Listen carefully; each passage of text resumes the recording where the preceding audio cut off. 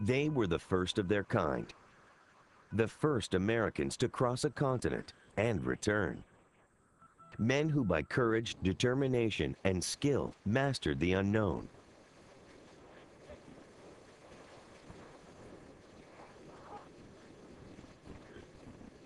They recorded what they saw, what they felt, what they heard, and what they feared. They recorded the loneliness, the hunger, the pain, the blistering heat, bone-shattering cold, and endless fatigue. Most of all, they went in search of a passage to India, and instead opened a new chapter in the history of a continent.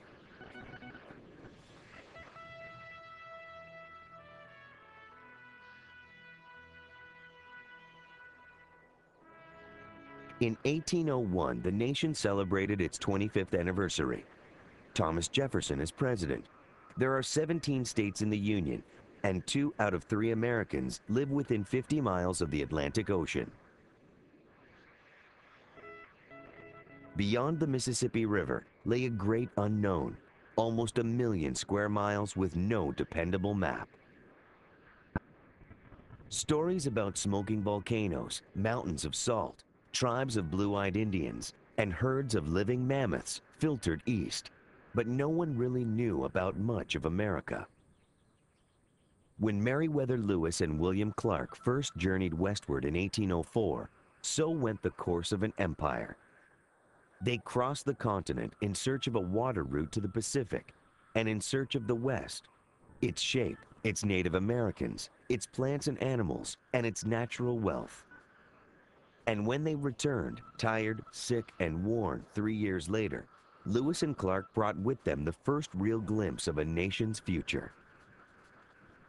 America has changed a lot in the 200 years since Lewis and Clark's expedition. The evidence we have of their epic journey has been cataloged in museums and libraries. The rest has been lost with time. Or has it? For 2 years, 4 months, and 9 days, more than 30 men and 1 Native American woman with a baby paddled and portaged as much as 30 tons of equipment across the North American continent. Some days they traveled as far as 25 miles, other days less than 5. They built more than 600 campsites and stayed at most of them less than 12 hours. With every ounce of leather and lead held so dear, what meaningful evidence would they have left behind? Historical archaeologist Ken Karsmisky and a team of scientists have spent the last 15 years looking for physical evidence of Lewis and Clark.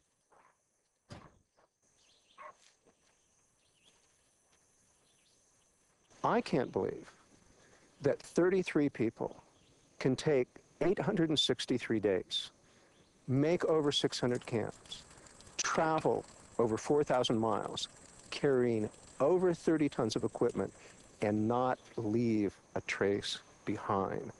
My job is to find those traces. So how do you find traces of a 4,000-mile journey that took place 2 centuries ago?